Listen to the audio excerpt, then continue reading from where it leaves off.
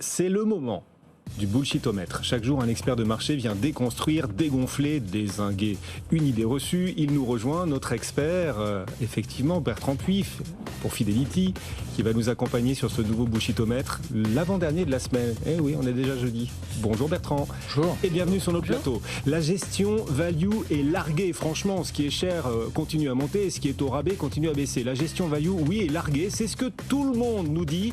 Mais vous n'êtes pas d'accord, vous criez au bullshit. Vous foudroyez effectivement cette idée selon laquelle... Ça me fait sourire Stéphane, il n'est pas habitué. Il n'est pas habitué. La dernière fois que j'ai présenté l'émission, il n'y avait pas les effets pyrotechniques, donc forcément ça surprend. On s'est amélioré, un petit peu. on a upgradé. C'est bientôt le puits du fou en fait. C'est ça. Là. Bertrand vous foudroyez Bertrand cette idée selon laquelle le style value sous-performerait le style croissance sur le long terme. Alors déjà, c'est quand on regarde un peu sur le... Alors, les gens vont dire qu'il y a des périodes de 10 ans, de 5 ans où on va retrouver des surperformances de la croissance, qui est vrai. Hein, on sort d'une surperformance de la croissance 2012-2021 relativement importante, mais si on regarde sur vraiment sur le long terme, nous on a pris des données sur un siècle, donc depuis 1923. Donc depuis 1923, quelqu'un qui plaçait donc en 1923 $1, alors sur un indice, hein, on n'a pas pris la gestion active, puisque la gestion active tendance à faire mieux quand même sur le très long terme, mais sur un indice petites et moyennes valeurs de croissance, $1 en 1923, alors accrochez-vous bien, combien ça vaut aujourd'hui ? $1. Vous ne gagnez rien. Et vous prenez l'inflation sur la période. Donc en fait, vous êtes vraiment négatif. Vous ne gagnez rien. $1 toujours placé cette fois sur des grandes valeurs de croissance, c'est un peu mieux. Vous êtes à $1000. Donc ça, c'est déjà mieux. Bon. Après, si vous passez sur la value, sur les grandes valeurs value, vous êtes à $10 000. Et si vous passez sur les petites et moyennes valeurs value, vous êtes à $100 000. Donc l'écart, il est monstrueux. Entre petites valeurs value, petites valeurs croissance, il est monstrueux. Parce qu'il y a énormément de déchets. Évidemment, quand vous prenez un indice de petite valeur croissance, il y a beaucoup de déchets. D'où l'intérêt de faire d'ailleurs de la gestion active là-dessus et de sélectionner les meilleurs. Hein. Mais si vous prenez juste l'indice, en fait, vous gagnez rien.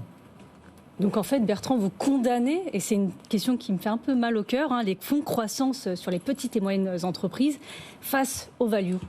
Alors, pas forcément les fonds croissance, ça dépend comment ils sont gérés. C'est-à-dire que les fonds croissance qui sont gérés de manière passive, hein, qui se calquent sur un indice, pour un investisseur très très long, encore une fois, l'investisseur qui fait du trading et espérons pour lui qu'il aura le bon timing, peut gagner de l'argent. Mais sur l'investisseur long qui investit sur les indices, effectivement, donc de croissance, de petites et moyennes valeurs, c'est compliqué. Par contre, il y a toujours des gérants qui s'en sortent, hein, en sélectionnant les meilleures valeurs. Hein. Encore une fois, on voit que dans l'univers de la croissance, notamment quand on regarde les petites et moyennes valeurs, il y a à peu près 10% des valeurs sur le long terme qui s'en sortent. Mais évidemment, si on réussit à les sélectionner, celles-ci, elles vont faire x5, x8, x10. Mais il ne faut pas être évidemment trop exposé à celles qui vont finir à la case départ. Comment est-ce qu'on évite le risque de value trap ? On le rappelle, un value trap, c'est quand on achète une valeur en pensant qu'elle est bon marché par rapport aux multiples du secteur. Et là, patatras, elle continue de baisser. Voilà, alors il faut vraiment, par rapport à son argumentaire d'investissement, être très strict et très discipliné. Je vais prendre un exemple. On regarde Eutelsat, hein, donc société de satellite, qui était considérée comme une valeur value, 0,8 fois les fonds propres, 12% de dividendes. Et puis un jour, patatras, ils décident, parce que c'est un petit peu le biais des managements, quels qu'ils soient, c'est de vouloir croître parce qu'ils ont l'impression sinon de rien faire, ce qui n'est pas forcément le cas. Hein. Warren Buffett dirait que ce qui est boring, ennuyeux, is beautiful, donc c'est beau. D'ailleurs, effectivement, c'est comme ça qu'il a fait sa fortune, en investissant sur des sociétés qui avaient plutôt tendance à distribuer le cash plutôt que de le réinvestir.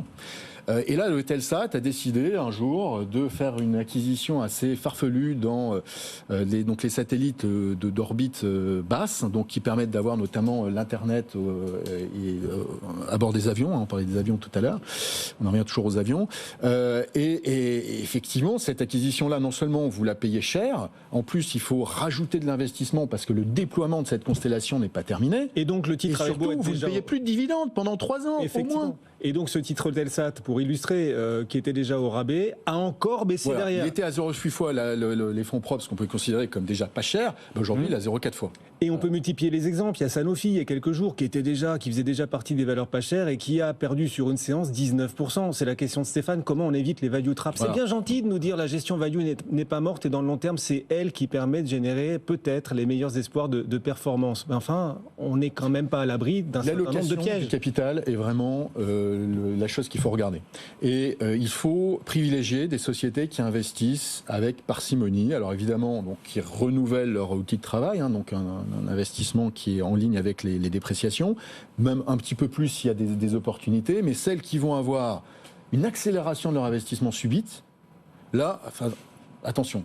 Vraiment très attention, il y en a peut-être qui vont réussir derrière à se transformer, mais pour moi c'est effectivement le point qu'il va falloir regarder, c'est le changement vraiment dans la stratégie d'allocation du capital, diminuer le dividende pour investir ou faire surtout des acquisitions assez farfelues. On a vu Ericsson qui a fait une acquisition il y a 12 mois de Vonage, 6 milliards et qui vient d'annoncer donc un write-off, donc on va dire pour pas passer sur France 5, donc c'est-à-dire donc qui a déprécié cet investissement, l'a réduit, donc diminué sa valeur bilancielle de moitié en 12 mois. Voilà. Et c'est une société qui est value et qui reste encore value. Oui. Donc on est un petit peu dans le value trap. Comme toutes les small et mid cap, dire cet univers-là est value, il n'en finit pas d'être value. Comme les banques, cet univers-là est value, il n'en finit pas de l'être. L'automobile, on est à 3 là, de PE sur Stellantis, malgré la hausse de 40%. Un contre-exemple. Un énorme contre-exemple. Il y a une société qui, il y a 10 ans, valait entre 10 et 12 fois les profits, qui aujourd'hui, alors, il faut éliminer la période récente parce qu'il y a une controverse, vous allez voir pourquoi, mais qui est montée jusqu'à 20 fois et qui est rentrée dans le CAC 40. Téléperformance.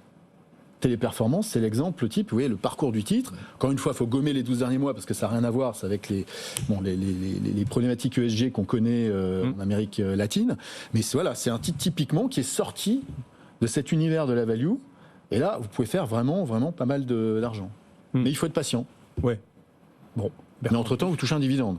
Vous touchez en moyenne sur l'univers value entre 3,5 et 4% de dividendes. Il croit toujours à la value. Vous êtes le deuxième d'ailleurs à nous le dire aujourd'hui. Voilà. Est-ce le début du retour de la value avec les taux d'ailleurs qui ne progressent plus, les taux des banques centrales qui ne progresseront peut-être plus? Est-ce que ça va aider la gestion value? On en reparlera après la pause. On est toujours ensemble, bien sûr, BFM Bourse, c'est jusqu'à 18h. Merci beaucoup Bertrand.